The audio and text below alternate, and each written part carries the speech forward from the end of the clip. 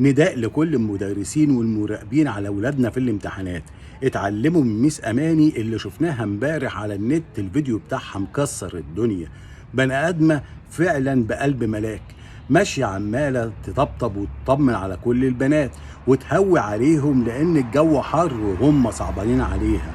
اثبتت ان لسه في بني ادمين عندهم الاحترام للمهنه بتاعه التعليم، بتتعامل معاهم كأن هم ولادها، عارفة يعني ايه احساسهم وهم قاعدين في الحر ومتوترين. ماشية طول اللجنة عمالة تهوي عليهم، تقولش بتهوي على ولادها. فعلا لسه فيها بني ادمين طيبين، اهو اللي زي ميس اماني بتاعت اللغة العربية اللي في كفر الشيخ دي اثبتت لي ان لسه فيها ناس محترمين عارفين يعني ايه مهنة التعليم. المعلم يا جماعة زي الاب تمام.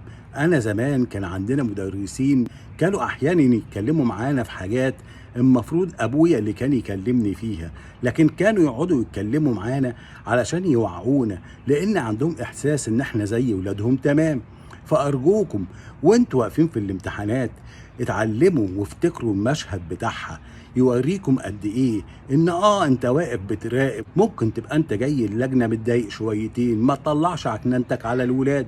ممكن تبقى انت شايف ان انت كده بتعمل الصح، بس الرحمه فوق العدل، خليك بيهم رحيم. ما هو ولادنا بيبقوا قاعدين في الامتحانات مشدودين، مش محتاجين منك انك انت كل شويه تكهربهم والوقت فاضل عليه قد كذا وبص قدامك وتكشر. لا، اقفوا معاهم، اعتبروهم زي ولادكم، راقب عليهم وكل حاجة. ما قلتش انك تسيبهم يغشوا، لكن في اسلوب للتعامل مع الولاد. ما هم دول لسه صغيرين، الثبات الانفعالي عندهم صعب شويتين، بيبقوا قاعدين مش عارفين يجمعوا الكلمتين اللي كانوا حافظينهم، لكن من التوتر بيبقوا تايهين. فأرجوكم اتعلموا من ميس أماني، والله العظيم ألف سلام وتحية للست المحترمة دي. اثبتت ان لسه فيها بني ادمين محترمين قلبهم ابيض وبيفهم يعني ايه الانسانيه. وبالمناسبه يا ريت بقى يا وزاره التربيه والتعليم فك على ايدك شويتين، ما ينفعش في الحر ده يبقى اللجان ما فيهاش مراوح.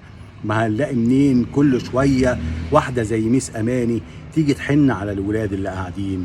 وارجع اقول خلي بالكم وخلي الصورة بتاعت ميس اماني قدامكم، لان الحمد لله ضربت قدامنا مثل سليم 100%. يعني ايه يبقى عندنا رحمة وبني ادمين.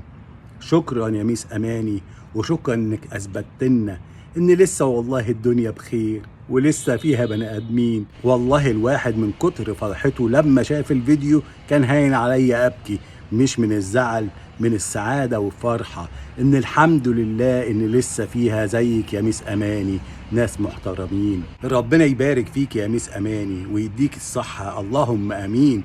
ويبقى اللي انت عملتيه صدقة عن عافيتك وعن ولادك وعن كل افعالك في الدنيا، اللهم امين يا رب العالمين. وربنا يوفق ولادنا ويحنن قلوب كل اللي يقفوا عليهم مراقبين. سلام عليكم، تتمسوا بالعافية.